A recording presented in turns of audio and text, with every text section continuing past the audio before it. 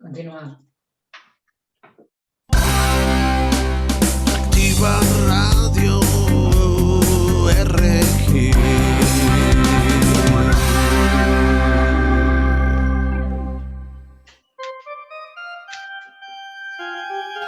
Dorado o púrpura, afrutado o con cuerpo. Tú decides. Nosotros te hacemos sentir. Invino Veritas te acerca al mundo del vino y te descubre todos sus secretos de la mano de Vinoteca El Sumiller. Invino Veritas, un programa de sensaciones con Beatriz Tripper y MJ, la vinicultureta. Invino Veritas, todos los jueves a las 9 de la noche, hora española, en Activa Radio. ¿Te atreves?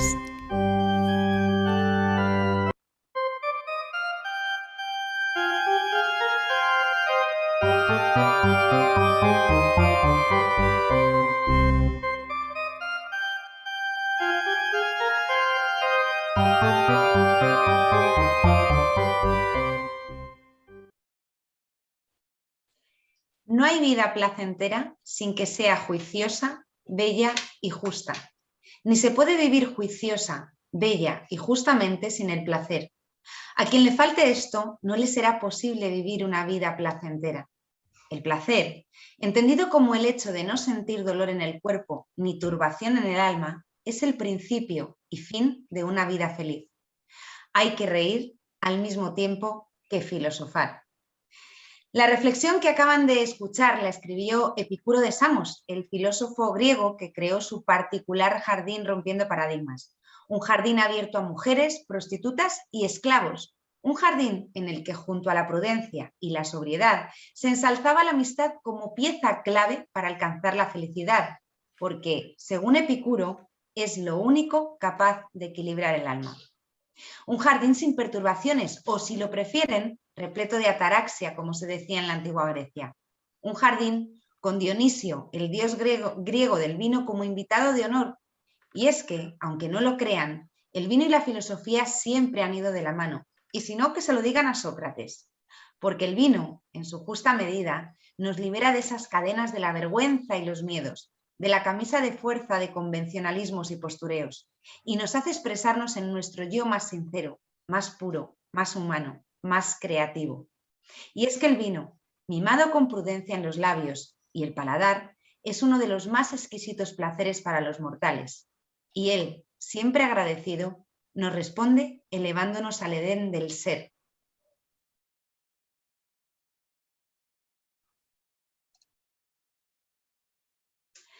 Muy buenas noches, gracias y bienvenidos otro jueves más a Invino Veritas, un programa en el que haremos filosofía, arte y literatura con el vino, junto a Juan Barranco de la Vinoteca El Sumiller en el madrileño barrio de Aluche, que como cada jueves al final del programa nos sorprenderá con sus armonías y maridajes que nos hacen el paladar vino y que hoy además nos van a hacer el paladar, nos van a hacer que el paladar nos lleve a nuestra infancia. Ya verán ustedes por qué al final. Buenas noches, Juan, ¿cómo estás? ¿Qué tal? Buenas noches, muy bien. Hoy nos hemos quedado sin música, hoy sí. Nuestro último de la fila nos ha abandonado, nuestro vino dulce. Pero bueno, como nos vas a endulzar tú, no hay problema. Esperamos. Y tenemos aquí, bueno, hoy el protagonista de este programa va a ser el vino áureo, que cumple con los cánones de la perfección, de lo sublime, tanto por fuera como por dentro, y del que nos va a hablar Antonio de la Vega, que la semana pasada te echamos de menos. Antonio de la Vega, delegado comercial de Madrid, de Bodegas Avelino Vegas, que es nuestro patrocinador del mes. Buenas noches, Antonio, ¿cómo estás? ¿Qué tal? Que ya te digo, te echamos de menos la semana pasada. Aunque nos dejaste en muy buena compañía, que Ana te ha dejado el listón bien alto. Exactamente. Os dejé en mejor compañía, quizá. O sea que nada, pues encantado de estar aquí, de poder aportar mi granito de arena y poder charlar con vosotras y bueno, pues hablar de vinos, que es lo que nos ha traído aquí. Bueno, y como no, hablando de vinos, no podía faltar nuestra MJ, nuestra vinicultureta. Buenas noches. ¿Qué tal? ¿Cómo estás? Que hoy nos vas a traer una segunda parte, pero les aseguro que segundas partes en este caso sí van a ser buenas. Ya muy buenas, luego. Muy artísticas y con unos vestidos Estupendo. Sí, sí. Como el verde que llevas hoy. Exacto. Que hoy me has estoy- venido de verde y Hoy vengo de además... verde aceituna y con Sí, lunares. sí, con lunares y además con esa planta que tienes detrás, maravillosa. Exactamente. Estoy fresquita hoy. Bueno, pues hechas las presentaciones, darles las gracias de nuevo por acompañarnos y poder brindar con ustedes todas las noches de los jueves de 9 a 10 de la noche en Invino Veritas aquí en Activa Radio. Muchísimas gracias y como les digo, cada jueves a partir de este momento, a partir de ahora, los protagonistas sois vosotros, los protagonistas son... Y vamos a arrancar como siempre con nuestro vino en 3 titulares. Y la música nos vuelve a fallar. Hoy, no, hombre, no, ya sí. Ya la tenemos aquí.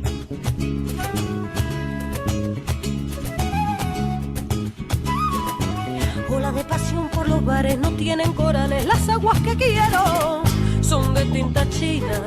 Las letras de mi sombrero.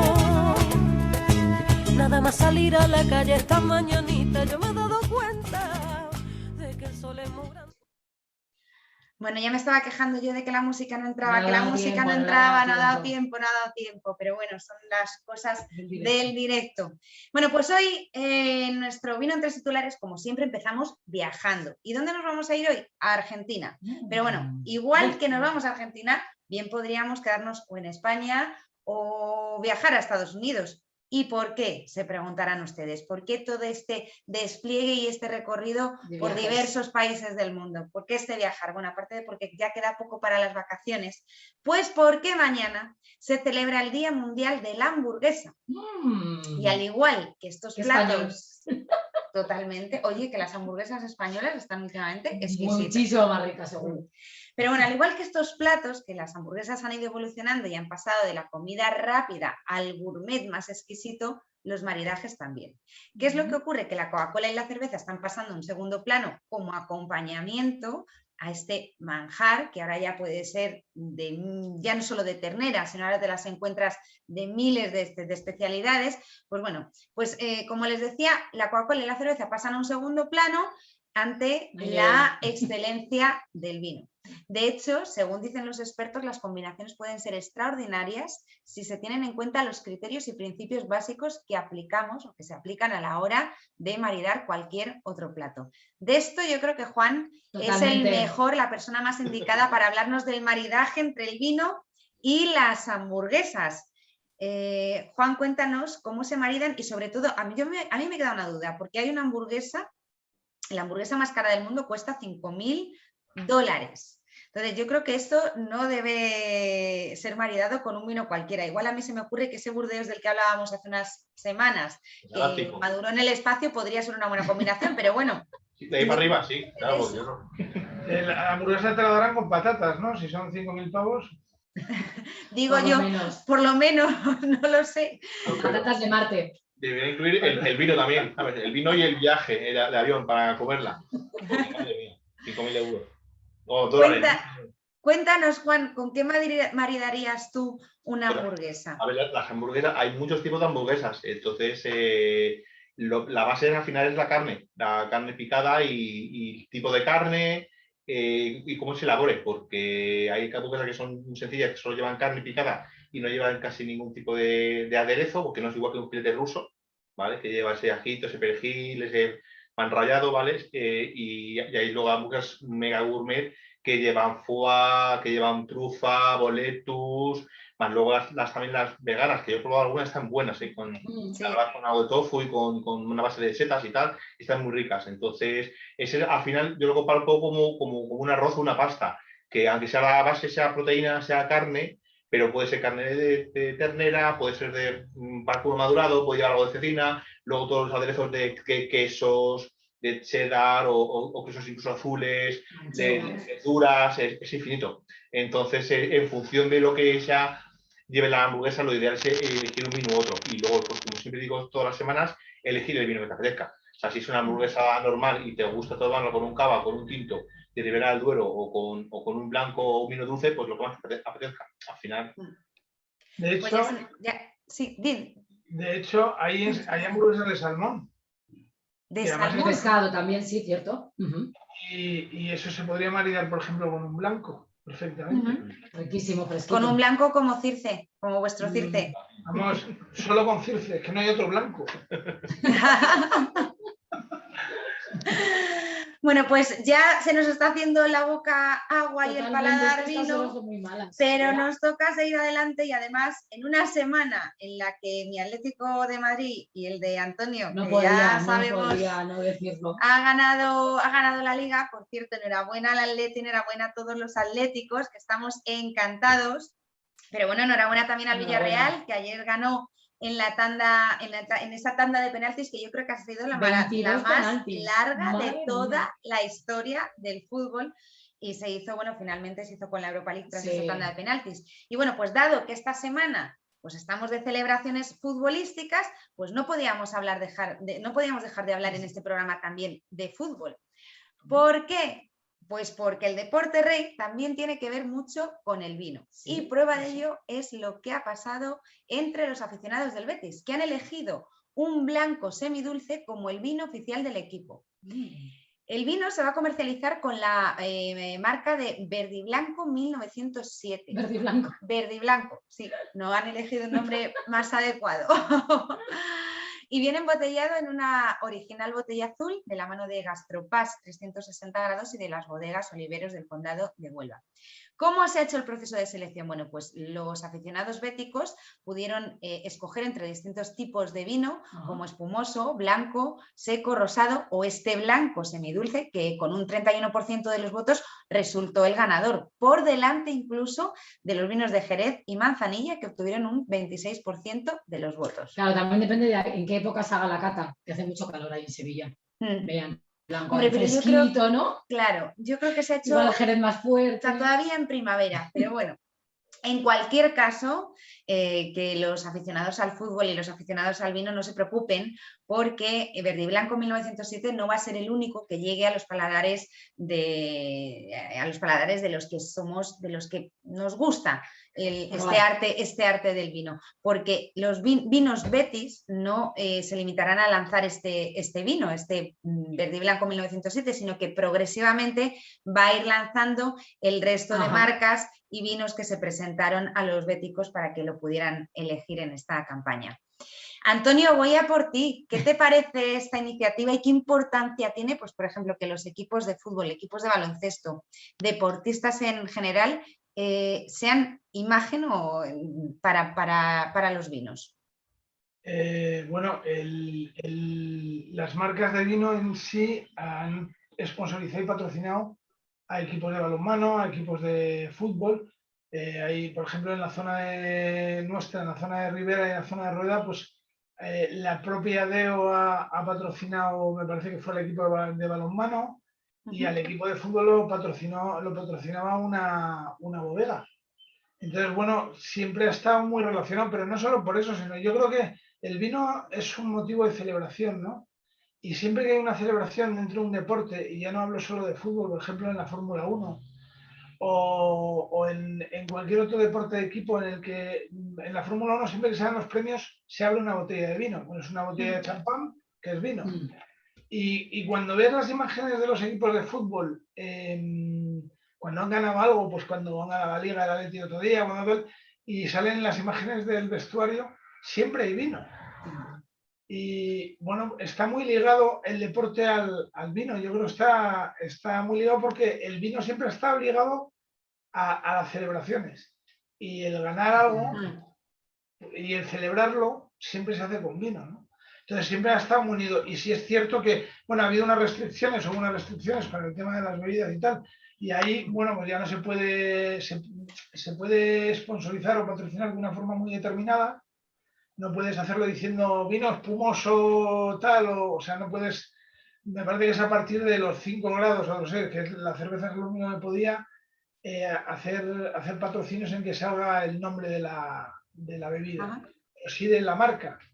Entonces, por eso te digo, o por ejemplo una DEO, no, te digo que, bueno, que el vino está, dentro de las denominaciones de origen, está muy relacionado con las sponsorizaciones en determinados deportes. Deportes. Fútbol lo que pasa es que, claro, piden unas cantidades descomunales. Entonces tienes que ser muy fuerte o tienes que ser una agrupación de bodegas muy fuerte para poder sponsorizar un equipo de fútbol. O sea, las barbaridades que se pagan por patrocinar al Real Madrid o al Barcelona o al Atleti. Sí. O sea, tendríamos que darle toda la bodega, ¿no? Primero darle la bodega y luego pues... Claro, lo que pasa es que esto, Antonio, más bien es una producción de vino, que no propia, porque la han hecho desde una bodega, pero imagínate, pues eso, que vuestra bodega, no sé qué equipo de fútbol hay en Segovia, pero... No sé. Nosotros, por ejemplo... La gimnástica segoviana. No, nosotros, por ejemplo, creo, y a lo mejor me estoy equivocando, creo que patrocinamos o sponsorizamos o somos uno de los sponsors del equipo de balonmano de Nava de la Asunción, que está en División de Honor. Y luego, bueno, pues algún equipo ciclista también. Yo en sí tengo un maillot que pone Circe aquí y lo llevo todo. Ah, sí. Sí. Bueno, es que tenéis toda la gama, ropa es maravillosa. Lo de la ropa de Circe, la moda Circe, yo creo que es una línea a desarrollar. Ahí lo dejo y vamos a seguir, que si no nos vamos a comer el tiempo, y lo que nos interesa comernos es lo que tiene preparado Juan para el final del programa. Sí. Pues vamos a cerrar esta sección con una muy buena noticia para los vinos españoles.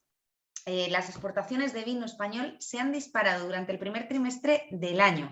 En concreto, la facturación ha alcanzado los 638,4 millones de euros, según los últimos datos publicados ayer, si no recuerdo mal, sí, ayer día 26, por el Observatorio Español del Vino. Además, la cantidad de vino enviado a otros países también ha crecido de forma notable, con un aumento del 16% hasta casi los 548 millones de litros. En este avance, además, el pasado mes de marzo ha sido clave, puesto que España ha registrado el mejor mes de marzo de su historia, con un crecimiento del 21% de la facturación y del 30% del volumen exportado solo en el mes de marzo. Maravillosa noticia. En cuanto a los mercados que nos compran vino, pues los principales provienen de los de, yo diría ya de los de siempre, Alemania, Estados Unidos, Reino Unido y Francia, que representan entre ellos cerca de la mitad de la facturación. Y por productos, ¿qué es lo que ocurre? Que han mejorado todos, menos los espumosos, que han perdido el 10% del valor y el 27% en volumen de exportación. A mí es que yo tengo debilidad por el tema de las exportaciones, entonces siempre meto algún datito y ayer me ha venido al pelo, pero lo que más me ha llamado la atención, y sobre esto quería preguntaros, Antonio, Juan, es de esa caída, o sea, ¿por qué todos los vinos, todos los productos han mejorado las cifras, tanto en valor como en volumen, y sin embargo el espumoso no levanta cabeza? O sea, lleva cayendo, ayer miraba yo las tendencias y lleva cayendo ya desde hace varios meses. ¿Qué es lo que está ocurriendo? ¿Están cambiando los paladares o hay otras regiones que a lo mejor están produciendo espumosos que están encajando más en el consumidor? Italia, ¿Qué es lo que creéis? Un chiste fácil sería decir que se le dio el gas, pero... que se le dio el gas. Pero... Han perdido fuerza. Han perdido fuerza. Yo realmente no lo sé, porque nosotros además no hacemos espumosos. Pero sí es cierto que se puso de una parte aquí, desde hace varios años, se ha puesto de moda hacer espumosos. Sí. Y se ha puesto de moda aquí en España hacer espumosos. Ya no solo los cavas que se hacían en Cataluña, sino que hay zonas como Alicante, el propio Rueda, que se hacen espumosos. El motivo, pues es que los mercados fluctúan mucho. Igual han tenido una época en que era algo desconocido fuera de España y han pedido, y luego ha venido el bajón, que suele pasar, ¿no? Pero es que yo no sé si Juan tiene algún otro dato. Pero... Yo lo puedo a lo mejor sacar, igual que el rosado está muy vinculado a la temporalidad estacional de primavera-verano, del buen tiempo, y no se consume todo el año de manera regular.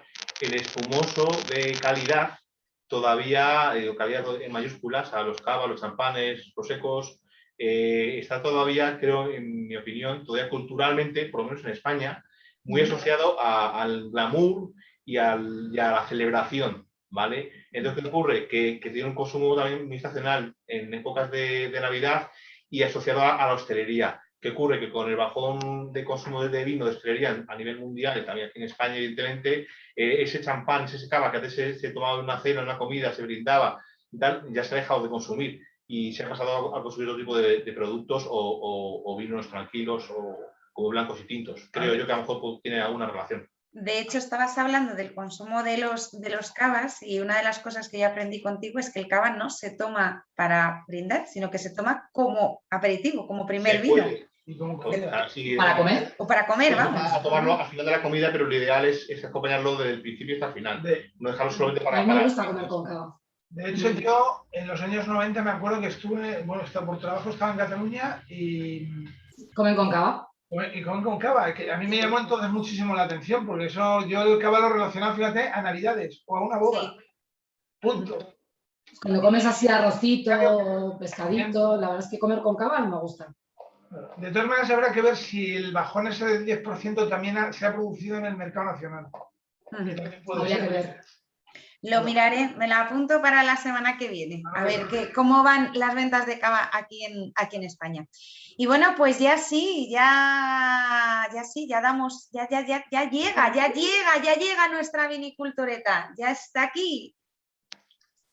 Mujeres que derrochan simpatía, brindo por los que vuelven con las luces de otro día, brindo porque recuerdo tu cuerpo pero olvidé tu cara, brindo por lo que tuve porque ya no tengo nada, brindo por lo que tuve. Bueno, Buenas vinicultureta, noches. buenas noches de Buenas nuevo. noches. ¿Qué tal Cómo me estáis? encanta esta sección, cómo me encanta porque aprendemos muchísimo. Si en este programa aprendemos mucho, pero en esta me encanta, porque hablamos de todo, arte, vino, vino, de vinos, de moda, descubrimos de historia, todo, descubrimos exactamente. historias. Y yo, como decía al principio, hoy vienes a contarnos además una segunda parte que en este caso sí va a ser buena. Sí. Porque yo recuerdo que al principio hablamos de esas maravillosas etiquetas, de esos vestidos y de esos complementos de nuestros vinos. Correcto. Y hoy vas a seguir con ese tema. Vamos a seguir, vamos a ir al origen. Al origen de esas etiquetas, no de las etiquetas en sí, con la información del tipo de vino, procedencia y demás, sino de esos diseños que nos encantan, porque es una de las razones de compra, porque las bodegas dedican mucho tiempo y hoy en día es algo muy importante también en la elaboración del vino, y porque hubo una familia francesa que nos introdujo en este maravilloso mundo de aunar arte y diseño con el vestido del vino. Entonces, ¿cuándo sucedió esto? ¿Quién lo originó? ¿Quiénes lo copiaron? Pues la familia francesa Rothschild, con su bodega, revolucionó a principios del siglo XX, allá por 1922, Philippe de Rothschild, concretamente, retomó el negocio familiar y decidió revolucionar la bodega con dos decisiones. Ahora que está tanto de moda la innovación, innovar, dar un paso adelante. Yo creo que fue a partir de ese siglo que empezó, como en España también, un poco ese momento de innovar y mejorar el vino. Entonces, en Francia, o bueno, por lo menos en esta época, lo que se hacía es llevar a un comerciante, en este caso llevaban a Burdeos, y él era el encargado de embotellar, producir y almacenar el vino. Y él decidió acabar esa producción en la propia bodega y así pues seguir toda la cadena de producción. ¿Y qué más decidió? Decidió vestir esa botella maravillosa con un diseño, y para eso eligió a uno de los más famosos diseñadores de carteles franceses. ¿Quién? Descúbrenoslo, ¿quién? Que tiene también su historia un poco truculenta. Sí, pues en 1924, con la primera cosecha que decidieron embotellar, pues decidieron también hacer una etiqueta. Entonces, Jean Carlu, que es este diseñador, había recibido el premio al mejor diseñador en París, 1918, pero ese mismo día tuvo un accidente y perdió una mano. Ostras. Con lo cual, este hombre pues siguió con sus diseños y con su arte. Pero solo a una mano. Solo a una mano. O sea, el Cervantes, podríamos decir que es el Cervantes francés del diseño. Que diseñó la primera etiqueta, efectivamente, de la modernidad. Pues a partir de este momento, la familia decidió retomar el tema de las etiquetas cuando se acabó la Primera Guerra Mundial, y a partir de ahí cada año se lo daban a un artista diferente. Entonces tenemos etiquetas de Picasso, etiquetas de Dalí, etiquetas de Joan Miró, etiquetas de Tapies, o sea, de Kandinsky, de artistas de los más vanguardistas del siglo XX. Y ¿qué era curioso? Pues que no les pagaban les pagaban especies. Les pagaban especies. Sí, entonces les pagaba con vino. Que se ponían finos. Sí, les pagaba con vino, sí. Y bueno, y sí que es verdad que les dejaba muchísima libertad, total libertad. Y bueno, pues ahora, como es normal, ellos tienen una maravillosa sala de exposiciones con todos estos cuadros y estas obras de arte, y nos han dejado para la historia, pues eso, un montón de etiquetas que con los años se iban conmemorando. Pues por ejemplo, esta que hablamos del final de la Primera Guerra Mundial, que era una V de Victoria. En el 73 les visitó la reina de Inglaterra, hicieron una en conmemoración de este momento. Picasso les donó la hija al cuadro y además lo pusieron en la etiqueta. Y bueno, hasta el mismísimo Carlos de Inglaterra. Carlos de Inglaterra también diseñó una etiqueta. Así que bueno, tenemos aquí una joya de vinos. Oye, y una joya de arte. Por curiosidad, ¿no sabrás cómo es la etiqueta que diseñó Carlos de Inglaterra? Pues la verdad es que sí. Eran dos orejas, así. La verdad es que en general casi todos elegían como un poco los mismos temas, que eran la vid, el disfrute del vino y luego el carnero, que es el símbolo de la bodega. Entonces iba un poco en torno a este tema. Y la de Carlos era un poco más como conmemoraba este centenario del amistoso, del acuerdo amistoso, de Francia e Inglaterra, pues era un poco solemne con su corona, con sus dorados y todo esto. Así que nada, hasta hoy en día ellos siguen con esos diseños, y bueno, pues tenemos aquí unas joyas en esos vinos que, bueno, pues imaginaros ahora cómo se cotizan.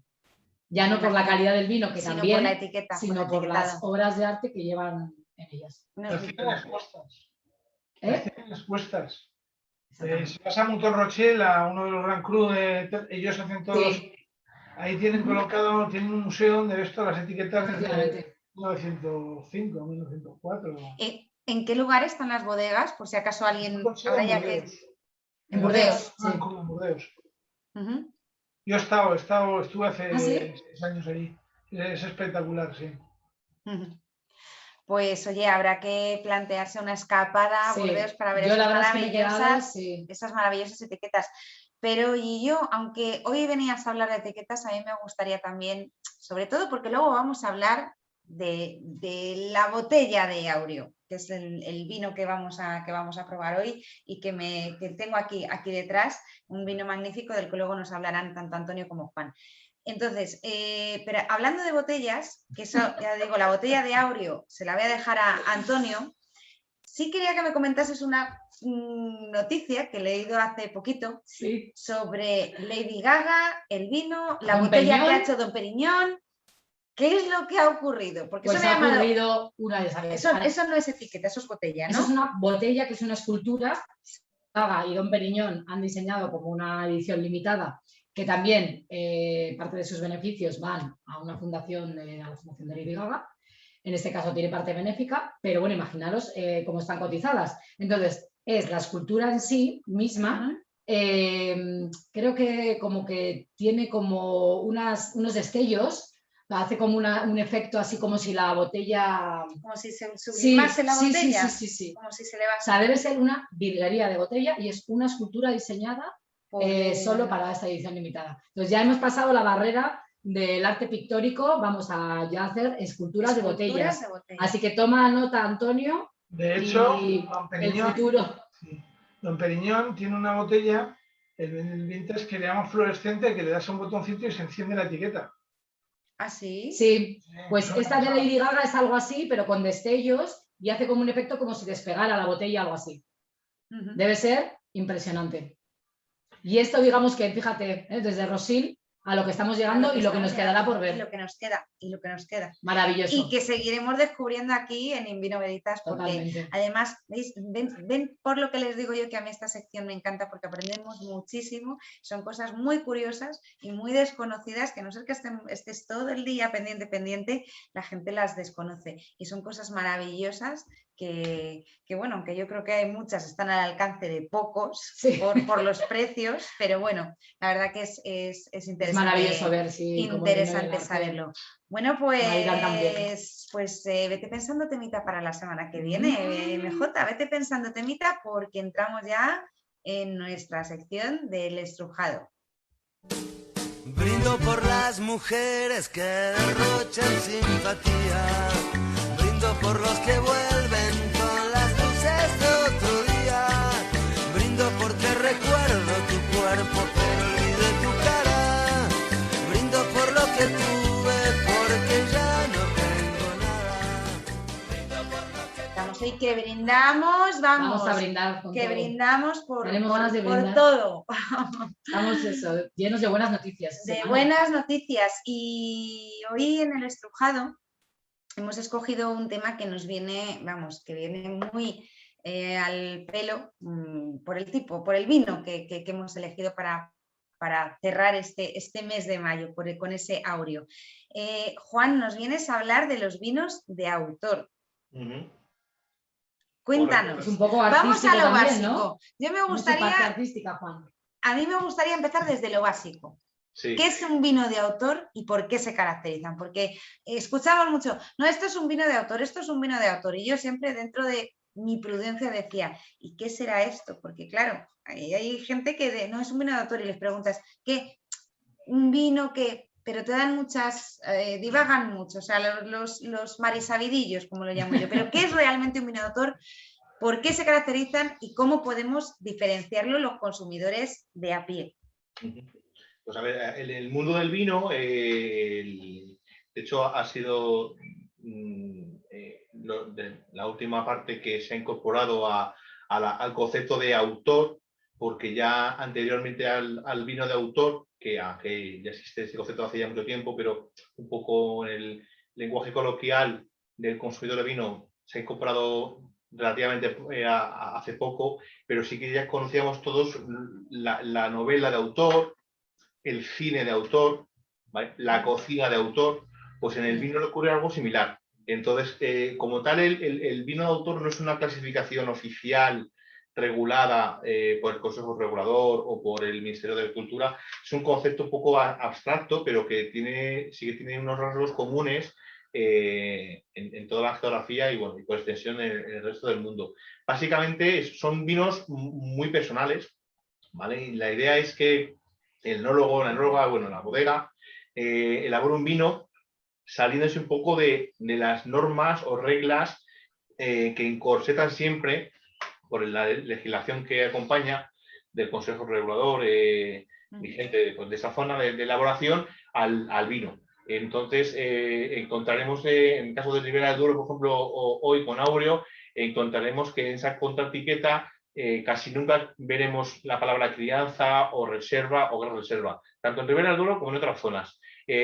Suelen ser también vinos, evidentemente, de baja producción, no de una producción exclusiva, o sea, de una producción muy pequeña, pero sí la horquilla suele ser entre 2.000 y 25.000 botellas, habitualmente.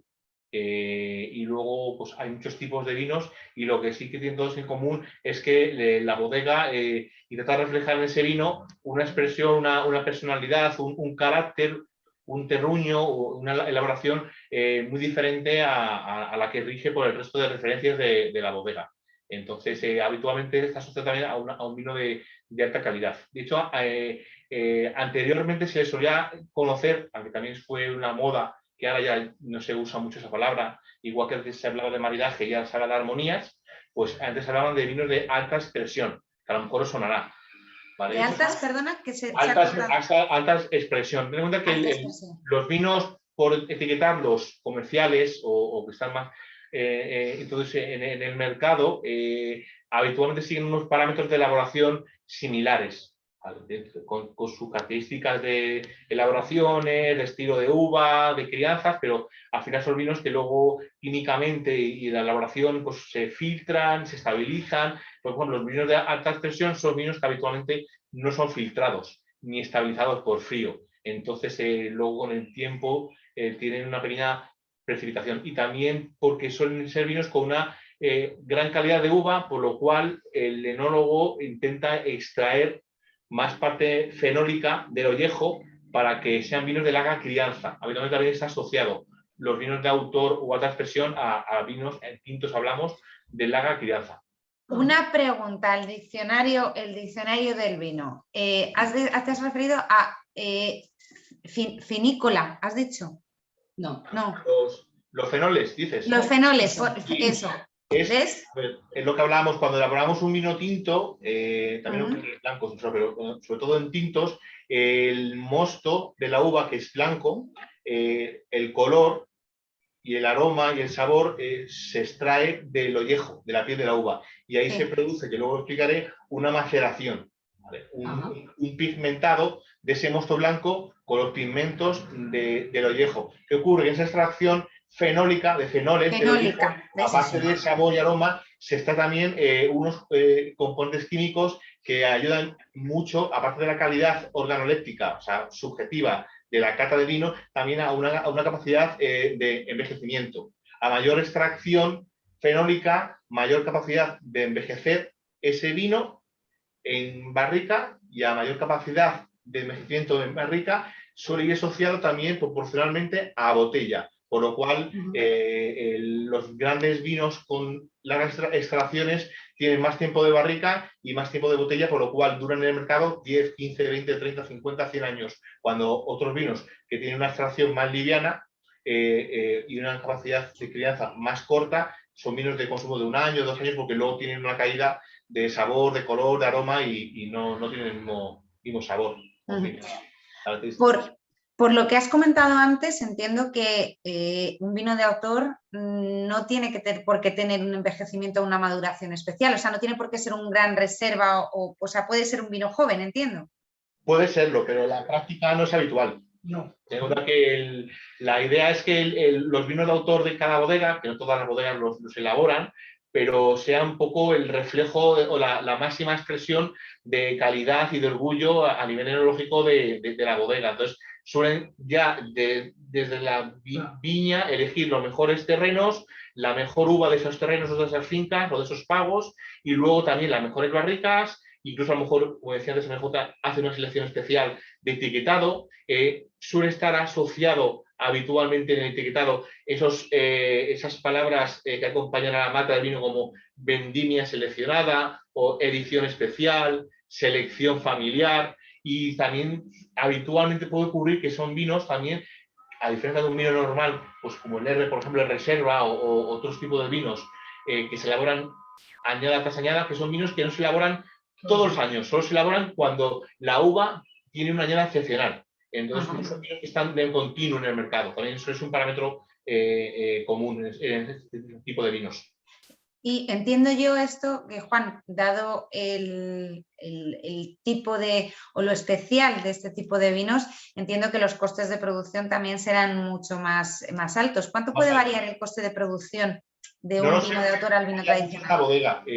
Os puedo poner un ejemplo muy claro. De hoy, Aureo se puede considerar un vino de autor y es un vino que en tienda no llega a 25 euros. A mí me parece una maravilla de relación calidad-precio. En cambio, luego hay vinos de autor de otras regiones, otras elaboraciones, que a producciones similares a lo mejor cuestan 70, 80, 90, 100 euros. Entonces, es diferente, ¿vale? Entonces, bueno, por ejemplo, como la Vega Sicilia, por ejemplo, no se podría considerar un vino de autor, porque es un vino reserva y se elabora año tras año. Luego está, bueno, el reserva especial, pero que es un concepto diferente. Eso es un corte más moderno en el cual la bodega, entre comillas, igual que un mecenas a un artista le da un lienzo en blanco y dice, pues pon el cuadro que tú quieras, pues al enólogo o el enólogo de la bodega le encargan que haga un vino que refleje la expresión de la bodega y juegue con los parámetros pues incluso de tipo de uva, incluso de incluir uvas que no están admitidas o no son autorizadas dentro de la región de origen, tipos de barricas a lo mejor que no son las que se usan habitualmente, periodos de crianza diferentes. Botella también. Hay muchos parámetros. Una preguntita, no sé si está relacionado con esto. Cuando la etiqueta pone pago de, es como un poco también lo de viñas seleccionadas. Es un viñedo concreto. Si hay dos, a ver, el tema de los vinos de pago, están los vinos de pago, que es una clasificación legislativa, y luego están los vinos en la cual la marca del vino, el nombre del vino, incluye la palabra pago, por acuerdo entre las comunidades y el gobierno de España, por no complicar más el mundo legislativo que ya tenemos en España, que es bastante complicado y un poco confuso a veces, se decidió no aplicar esa nueva normativa de calificación de vino de pago con carácter retroactivo. Es decir, un ejemplo, Pago de Carrovejas es un vino que en su marca incluye la palabra pago o pago de los capellanes, por ejemplo, ¿vale? Pero esos vinos no son vinos de pago, son vinos que tienen la cronotiqueta de denominación de origen Ribera del Duero. En cambio, yo tengo aquí, por ejemplo, un vino que se llama Pago Florentino, no tiene nada que ver con el Madrid, ¿vale? Hoy no es el día, Juan. Hoy no es el día de... Ya sería el día. Entonces, y si es un vino de pago, está en la pirámide de clasificación de los vinos en España. Si abajo tenemos los vinos de mesa y vamos subiendo, vinos de la tierra, vinos con denominación de origen, calificada, que eso está Rioja, y en el pico de la calidad están los vinos de pago, que sería el equivalente, para que tengáis una idea, en Francia a los chateaux, ¿vale? Son bodegas que tienen el viñedo alrededor de la bodega, bajas producciones, mucha proximidad de la uva con la bodega donde se elabora y un control mucho más exhaustivo desde el viñedo hasta el embotellado del producto, por lo cual son vinos de muy alta calidad. Pero eso no tiene que ver con que el vino se llame pago o no se llame pago. ¿Y cómo lo podemos saber? Y ya para cerrar, si queréis otro día hablamos de los vinos de pago, porque si no al final no nos da tiempo. Yo tengo ganas ya de que Antonio nos hable de este áureo, de esa proporción perfecta, pero antes sí que me gustaría, sí, en minuto resultado, hablando de fútbol, ¿cuál es el papel del Consejo Regulador en el caso de los vinos de autor? Porque si se puede utilizar otro tipo de uva, otro tipo de barricas, etcétera, no sé, hacer la vista gorda, hablando en Román Paladino, o como... Llevas la contra de Ribera del Duero, o sea, la contra la llevas. Lo que pasa es que llevas la contra de cosecha, que te lo admite todo dentro de unos límites que marquen lo que es un vino de Ribera del Duero, que tiene que ser 100% tempranillo, 95, ahora no me acuerdo, pues que tiene que ser uva de allí y poco más, ¿sabes? Luego ya el vino de autor, tú lo que no te guías es por los parámetros que te marcan el que sea un crianza o un reserva, sino que te guías en función del vino que tú quieres hacer y cómo lo quieres hacer, siempre y cuando sea con uvas de ladeo de Ribera del Duero. O sea, son viñedos de Ribera del Duero, no puede ser de otro sitio. Pues... Y por eso hay que poner la contra de cosecha, no es por otra. Te digo más, eso ha tardado la gente en entenderlo, porque a mí me ha pasado de gente que me ha llegado y me ha dicho, oye, es que este vino es un joven. Digo, no el mío, sino que alguna vez me han enseñado algún vino cuando se empezó este tema de ponerle a las contras, en vez de crianza o reserva, a unos ciertos vinos de autor y a ciertos vinos que representaban a bodegas y que eran vinos de mucha calidad, le ponían la contra de cosecha. Y la gente decía, pues, ¿qué me estás vendiendo un vino que no es crianza? Y a lo mejor el vino tenía 16 meses de crianza y tenía unas barricas espectaculares. Y el vino estaba fantástico, o sea, ¿sabes? Pues ya que estás, Antonio, ya que nos has resuelto esa duda, cuéntanos por qué áureo, por qué la proporción perfecta, sí, porque vamos a ver, ¿por qué esta botella? Sí, cuando vosotros hablabais antes del tema, o sea, sí, exactamente. Bueno, esta es la firma del señor de don Abelino Vegas, que es el fundador de la bodega. No sé si la veis ahí. Bueno, sí, tú si haces así se ve, ¿no? Pero bueno, vamos a ver, yo lo primero que tienes que tener es el vino, ¿no? Tú decides hacer un vino y decides más o menos las características que quieres que tengan ese vino. Eso, pues hay un comité de cata, hay unos enólogos, en este caso son Cristina Vegas y José Manuel Corrales, y cuando adquirimos una bodega deciden hacer un tipo de vino que quieren que sea un vino de unas calidades muy altas y muy especial, ¿no? Entonces, te digo porque este vino se buscan unos viñedos especiales de una zona muy determinada con una calidad, bueno, son unos viñedos que tienen entre 60 y 80 años, para que os hagáis una idea de la calidad que tienen, de muy bajo rendimiento, y se vendimia a la mano en cajas de 12 kilos, se lleva a bodega. En bodega primero se deja 24 horas a una temperatura casi de 0 grados para que se mantenga toda la expresión de las uvas y toda su calidad, y luego se hace una doble selección manual, o sea que es que pasa por una mesa en la que se van escogiendo la uva una a una que van a hacer este vino, y se desechan las que no cumplen los requisitos, los parámetros de calidad para realizarla. Luego se le realizan 3 tipos de fermentación. Ahora se ha puesto muy de moda hacerlo en lo que llamamos los huevos ovoides de cemento, en unos depósitos de acero invertidos, y luego en barricas de, me parece que son 350 litros. Se hacen 3 tipos de fermentación, luego se realizan cupas y se embotella. Entonces, esa es la idea que tú tienes del vino, ¿no?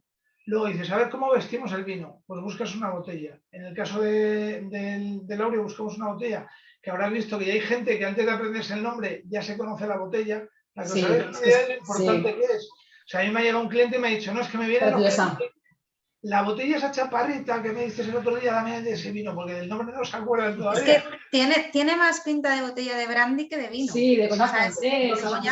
Eso también. Mirar la diferencia, mirar. Buscar una botella que bueno, pues el licor sabes que denota calidad, ¿no? Un coñac, pues es algo que sabes que siempre da prestancia, da prestigio.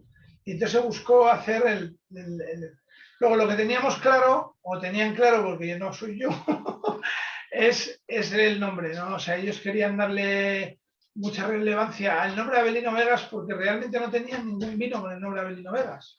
O sea, nosotros somos la bodega Avelino Vegas y nosotros hacemos muchos vinos y ninguno se llama Avelino Vegas. Y entonces el mejor vino de la bodega, o sea, del grupo Avelino Vegas, tenía que llamarse Avelino Vegas y llevar la firma de su fundador, ¿no? Que además es una firma muy bonita, la verdad. Toca la etiqueta, efectivamente. El tacto de la etiqueta. Exacto. Y luego le queríamos dar, pues, el áureo. Para los griegos era la definición del número de la proporción perfecta. Y no hay nada más perfecto que un vino equilibrado, que un vino perfectamente hecho, ¿no? Un vino que haya tenido pues todo lo que os he contado, todo ese proceso es lo que conviertes en un vino que intentas buscar la perfección en el vino, ¿no? Y que sea un vino súper equilibrado. Y aparte de eso también os digo que Áureo era en Grecia, cada 19 años se repiten las fases lunares el mismo día. Y los atenienses pintaban el número de ese año en oro. Sí. Y ahí viene también lo de Áureo. Es muy curioso, ¿no? Y luego lo que buscamos, pues, es lo que te digo, aparte del nombre de añadir el áureo, la etiqueta. Vosotros ahora no la tenéis ahí. Si paséis la mano por la etiqueta, veréis que es aterciopelado. Que es lo que pretende una maravilla. Un vino, ¿no? Que sea un vino sedoso, aterciopelado, que sea un vino equilibrado, que sea un vino... Ahora Juan nos lo va a catar y lo va a hacer bastante mejor que yo, seguramente.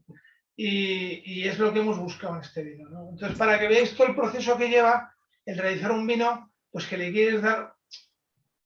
¿Cuánto tiempo tardáis, por ejemplo? Porque claro, yo entiendo que el proceso será mucho más largo, porque si cada uva hay que seleccionarla a mano, es tan artesanal, porque es algo muy artesanal, ¿cuánto tiempo hay se puede tardar de más? O a lo mejor... Hombre, se tarda más, pero también haces mucho menos. O sea, lo que te quiero decir es que, por ejemplo, se hacen 20.000 botellas, ¿no? Sí. Entonces no es lo mismo hacer 20.000 que 1.000.000. Entonces, si haces 20.000, hombre, el proceso es más lento, más costoso. Lo que has dicho antes, los costes no son los mismos, tanto en la uva como en la botella, como en el etiquetado, como en el proceso en las barricas, en todo, ¿no? Todo se busca algo pues, selectivo. El vendimiar a mano, pues lo que hace, si tuvieras que vendimiar 2 millones de botellas y hacerlo pues es que te comería el tiempo, tendrías que tener trabajando allí pues a tropecientas mil personas. No es lo mismo. Lo que te da esto es la posibilidad de que tú las uvas las puedas escoger una a una, ¿vale? Y puedan ser o sea, que no se te cuele ninguna, por decirlo así. Y Antonio, una duda que me queda, porque vemos los nombres de los vinos que tenéis, pues tenemos Circe, tenemos Aureo, entonces yo tengo una curiosidad y es a la hora de bautizar el vino, yo me imagino que esto no tiene que ser algo sencillo. ¿Cómo se eligen los nombres de los vinos? ¿Lo tenéis claro antes? ¿Se elige una vez que ya está el resultado? Yo creo que una vez que tienes un vino, yo es que, bueno, yo estudié publicidad en su día, aunque nunca me dediqué a ser creativo, por decirlo así, pero sí estudié publicidad. Esto sale en base a lo que tienes, o sea, nunca a lo que creas un nombre y dices, y ahora le voy a meter un vino. No, tú tienes un vino y buscas a ese vino darle un nombre que pueda unirlo a ese vino, o sea, que lo pueda, que lo represente. ¿no? Exactamente. Entonces, en el caso de Circe, pues nosotros hicimos un vino afrutado, un vino goloso, que tiene ese punto de golosidad, sí, que es un vino atorciopelado, que es un vino sedoso, que es un vino que tiene mucho retrogusto, y entonces, pues tenía un poco de mística, ¿no? Y bueno, pues un nombre perfecto para un vino de esos fue buscar el nombre de una diosa, ¿no? De una semidiosa que era Circe. En el caso de la proporción es lo que os he contado, proporción perfecto, vino perfecto, ¿no? Las proporciones ambas. Un poquito eso. En el caso del 100 aniversario, que es el otro vino de esta bodega, pues lo que se buscó es un homenaje al fundador de la bodega, que cumplía 100 años. Aureo hizo 10 años cuando se realizó el vino. Antonio, yo me quedaría escuchándote sobre todas estas historias infinidad de tiempo, pero antes de dar paso a nuestras armonías con Juan, sí que me gustaría primero daros la enhorabuena, Belén Vegas, porque sé que tenéis ahí un evento próximo que vais a participar y que me gustaría que nos contases. Es el 9, 10 y 11 de junio. ¿Qué es lo que va a pasar? ¿Dónde vais a estar? ¿Dónde va a estar Circe? ¿Dónde va a estar Ana? Pues es el Symposium de Women, es el tercer año que se hace, que viene a través del Banco Santander, y nosotros vamos a ser el vino colaborador, por decirlo así, la bodega colaboradora, ¿no? Y estamos encantadísimos porque, bueno, pues es el evento, quizá uno de los eventos a nivel mundial más importantes en cuanto a potenciar el desarrollo de la mujer en el ámbito del trabajo. Y bueno, ahí va a haber unas ponencias espectaculares interesantes de mujeres, bueno, pues que son primeras espadas a nivel mundial. Y nosotros estamos encantados de poder estar ahí porque además, bueno, vamos con un vino que es Circe. Qué mejor vino que Circe, que era una diosa. Y bueno, pues porque además somos una bodega que yo os lo digo porque yo trabajo en ella, somos una bodega en la que la mujer participa muy activamente. De hecho, nuestra directora financiera, el director de comunicación, la directora de logística, o sea, nosotros tenemos dentro de lo que es el ámbito directivo, diría que, bueno, pues están en mayoría. y la futura, bueno, el enólogo es José Manuel Corrales, pero Cristina Vegas, que es la enóloga de esta nueva bodega, pues es la hija de Fernando, ¿no? Y es el futuro de la bodega. Claro. Entonces, bueno, pues mujeres al poder, no se puede decir. Totalmente. Además, que ya hablamos en un programa que aportamos un punto ahí curioso al vino, esa emoción, organizador también un poco, ¿no?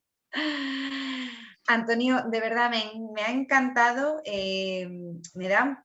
me da mucha pena el decir que ya la semana que viene no nos vais a acompañar, cambiamos de patrocinador, pero de verdad quería agradecerte que nos hayáis acompañado todo este mes de mayo. Ha sido una experiencia maravillosa. Yo espero volver a veros, esperamos volver a a compartir espacio, a compartir vinos y sobre todo espero que nos traigáis alguna nueva creación, que no sé si estaréis trabajando ya en ella. Bueno, trabajando, yo sé que algunas cosas hay en tema de rosados y algún blanco también especial. Ah, sí. Pero yo estoy aquí en Madrid y no vivo el día a día allí. Sé que, bueno, los enólogos son gente muy, muy inquieta, ¿eh? Y siempre están buscando hacer cosas nuevas y sacar cosas nuevas y potenciar cosas que a lo mejor no lo están. De hecho, bueno, pues Circe es una creación de un vino que se sale del estándar, ¿no? Normal, ¿verdad?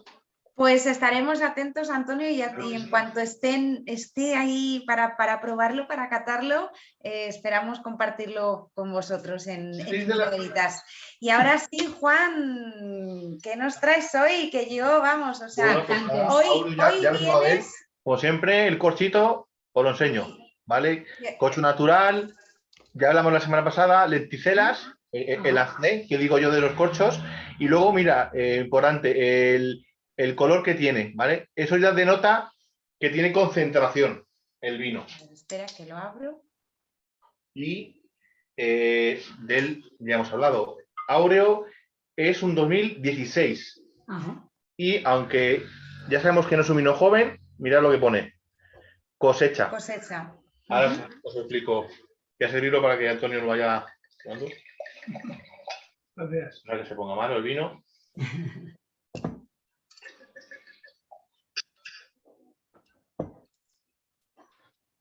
Bueno. Es un vino 100% de uva tempranillo. Es denominación de origen Ribera del Duero. Y lo que, como antes ha comentado Antonio, la primera selección ya está en el viñedo para este tipo de vino. Tiene una uva de un viñedo de una edad media de más de 50 años, entre 60 y 80. Por lo cual ahí tenemos mayor calidad y menos producción. Como decía también antes Antonio, estamos hablando de unas 20.000 botellas, que es muy poquito para un vino. Y por ahí también el tema de la barrica, que lo hablamos también la semana pasada con el reserva. Es todo barrica francesa y es barrica nueva. Ya ha permanecido criándose en la barrica 14 meses. Es importante. Más luego una parte también en depósitos de hormigón. Este vino, Avelino Vegas, enológicamente, y por la añada que es, podría ser un crianza o incluso un reserva. Pero lo han etiquetado como cosecha. ¿Por qué? Porque ahora mismo, a día de hoy, en la legislación de Ribera del Duero, existen 4 tipos de contraetiquetas. Hay 3 que se llaman menciones tradicionales, que sería el crianza, el reserva y el gran reserva, que tienen unas características que debe cumplir el vino para que el Consejo Regulador pueda dar a ese vino esa contraetiqueta. En el caso de cosecha, y ahí meto la explicación del vino de autor o un vino genérico, por así decirlo, que también se conocen como vinos genéricos, abarca, a diferencia de lo que el consumidor piensa habitualmente, como decía Antonio, que es confuso. Yo, honestamente, la palabra cosecha no me parece adecuada. Entonces, ahora os digo motivo, porque cosecha, la mayoría del público que consume vino lo asocia de manera inherente a vino joven o vino del año. De hecho, en Rioja, por ejemplo, uno de sus grandes vinos, aparte de por supuesto, los grandes reservas que tienen tanto blancos como tintos, que son el buque insignia de la DO, pero también un símbolo de orgullo y de hecho, hilo con la semana pasada que hablamos de viñedos de Álava, es el famoso vino joven o vino cosechero, ¿vale? Vino del año. Es muy típico de allí, ¿vale? También de Navarra. Bueno, Ribera del Duero y en otras denominaciones de origen, el epígrafe cosecha abarcaría 3 tipos de vino. Uno, el vino del año, vino joven, nada de barrica, 0, ¿vale? Todo acero inoxidable, hormigón, pero nada de barrica, de crianza. Luego, cosecha también incluye este vino, que es Fuentespina, 3 de 3 meses, ¿vale? Que es un roble, o como llaman en Toro y también en Rioja, semicrianza. Un roble es un vino que tiene crianza en barrica, pero no la suficiente para llegar a la categoría de crianza, es decir, 12 meses. Entonces, a partir de 3 meses, entre 3 y la horquilla de 12, estamos hablando de un vino que es un roble. Eso también es contra de cosecha. Y la tercera aceptación que tiene, que es la de áureo, es el resto de vinos. Es decir, vinos que por características de uva, tipo de barrica, tiempos de crianza, tamaño de la barrica, muy importante, no cumplen los parámetros para que se le asigne una mención tradicional. Y también tengo que hacer hincapié ahí. Hay veces que es de manera voluntaria que la bodega, en la elaboración, no quiere que su vino, aunque enológicamente pudiese ser un crianza, sea un crianza, ¿vale?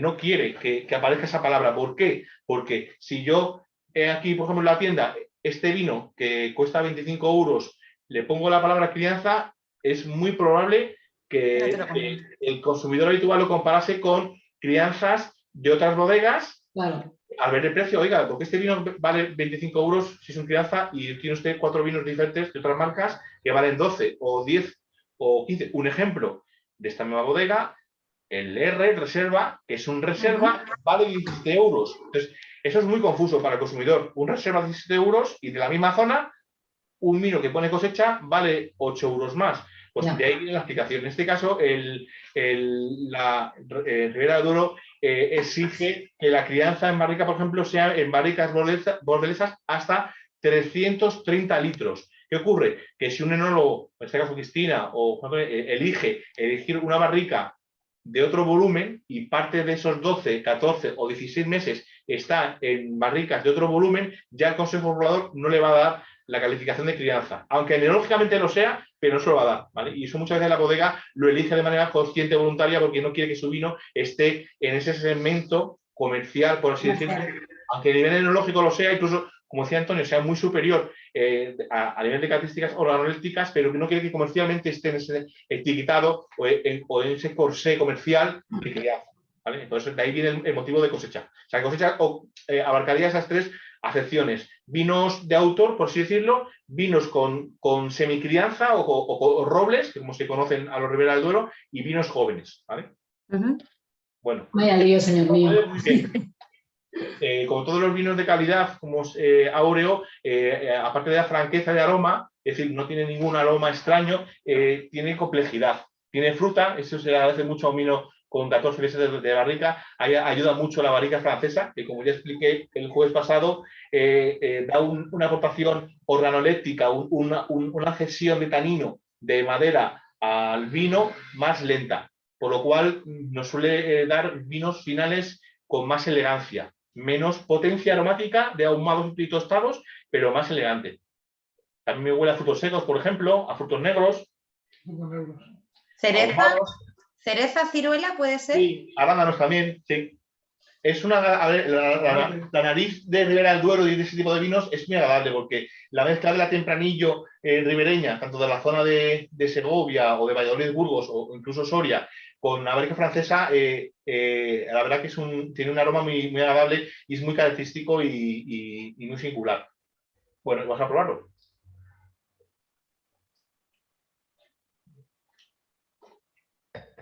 Aquí, al probarlo, es cuando notamos el color del corcho. ¿Por qué? Porque tenemos extracción y ya en la entrada de la boca, si notáis, tiene, como digo yo, coloquialmente, chicha el vino, ¿vale? Tiene una carga frutal importante y ya en el momento que entra a la boca por la parte de los labios, la lengua, ya estamos teniendo una carga frutal y de crianza y de sabor, de cantidad de sabor importante. Es un vino con mucho cuerpo.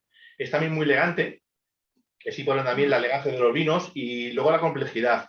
La parte del tanino, que es al final una extracción astringente, que nos seca la boca, que es áspera, de ahí por eso hablamos de taninos golosos, taninos amables, taninos dulces, taninos redondos.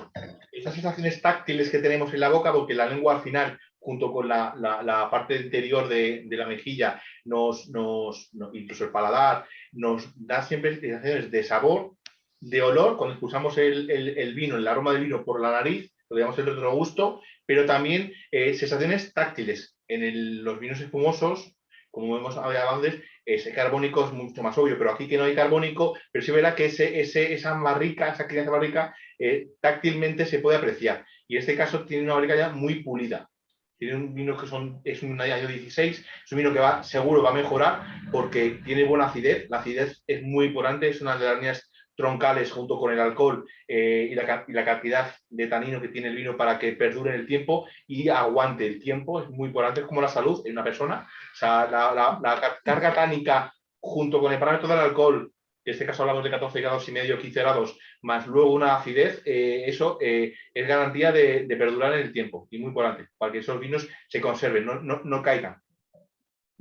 Y bueno, yo voy a enseñar la tapa. La tapa, por favor. Sí, porque vamos a ver, yo decía que ibas a presentarnos este áureo de una manera muy dulce y exótica también. Pues esto es una pequeña licencia que me he tomado porque da la casualidad que, por desgracia, el mundo del vino ha perdido hace unos días a uno de los grandes, a Alejandro Fernández, el fundador de Pesquera, y yo tengo grabado cuando fui con mis compañeros de sumiller allá a su finca de esa granja en Zamora, que la comida con él comentó que un gran vino de tempranillo siempre tiene que ir bien con un buen chocolate. Entonces hoy he elegido una selección de chocolates. Evidentemente partimos de aquí, que es de la marca Valor, que es de un 70% de cacao. No hablamos de un extra fino, no.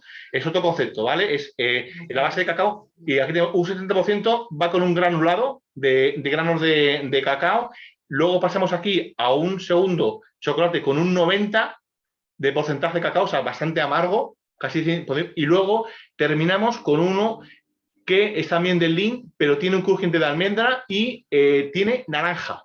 Bueno. Con lo cual, cuando acabamos una comida, hay muchas veces que acabamos una buena comida.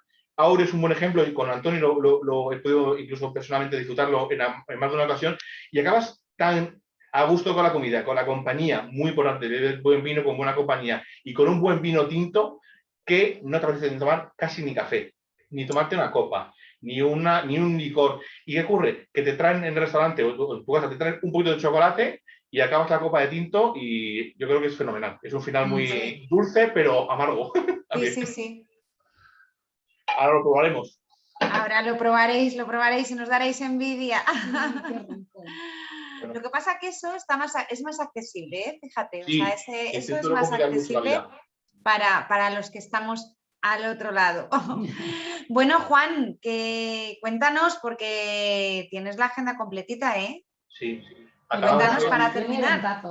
Acabamos el mes de mayo, pasado mañana tenemos una cata, la primera, pero no la última, por fin en el restaurante Eiffel, aquí al lado de la calle Seseña, junto con Maite y con Miguel, sus propietarios. Es una cata muy bonita porque vamos a hacer un menú variado con 6 platos, 6 vinos diferentes, y viene mi dueto de cabecera de gastronomía compás de Javier y Isabel a armonizar los platos y los vinos con 6 temas a piano y viola, con lo cual yo confío en que sea una velada bonita. Y luego arrancamos junio, el sábado 5, en el aula de San Vil, lo estuvieron a Vino Vegas. Arrancamos con un proyecto nuevo, también con vino, con tapas, en el Café El Sueña, en el outlet, pero esta vez con un dueto nuevo de guitarra y saxo y clarinetes. Van a tocar 5 temas de películas, pero jazzeados, algún estilo jazz. Y yo creo que también va a ser bonito. Y luego a final de junio volvemos aquí al barrio, al IFEL, con una temática que lo publicaré la semana que viene, una temática monográfica de atún rojo de almadraba, sushi. Tanto en marinado como en tartar, en tataki, y yo creo también que va a ser bonito. Pues ya saben, si quieren estar a la última con todos esos eventos que organiza la Vinoteca El Sumiller, les pueden seguir en sus redes sociales, en Instagram, en Facebook, no sé si, ¿en cuál más tienes, Juan? En Twitter, Facebook no. Twitter. No tengo Facebook. Facebook no. No. Soy un poco raro para las redes sociales. Tengo Instagram y Twitter, y luego lo que más digo es que vean en la página web, la parte de eventos, que está todo explicado y tal, y como siempre, como me gusta mucho la cercanía y la proximidad con los clientes, el teléfono, el correo electrónico, y bueno, y cualquier duda, pues me pueden consultar los clientes. Pues, Antonio, reiterarte las gracias por habernos acompañado, tanto tú como Ana, como las bodegas, como Avelino Vegas en sí, por habernos permitido disfrutar con vosotros de vuestros vinos, de vuestras tertulias, de vuestro calor, porque al final es lo que hablábamos al principio, el vino es calor, despierta lo mejor de nosotros, despierta nuestra creatividad y sobre todo al final el vino sirve para compartirlo con amigos, así que muchísimas gracias por haberlo querido compartir con nosotros, con este programa, con In Vino Veritas. Esperamos volver a veros prontito. Claro que sí, gracias a vosotras. De verdad. Y bueno, y con esto pues vamos a brindar, ¿no? por supuesto, y a despedirnos de ustedes hasta la próxima semana. Nos vemos la semana que viene aquí en In Vino Veritas. Gracias. Salud. ¡Salud! Salud.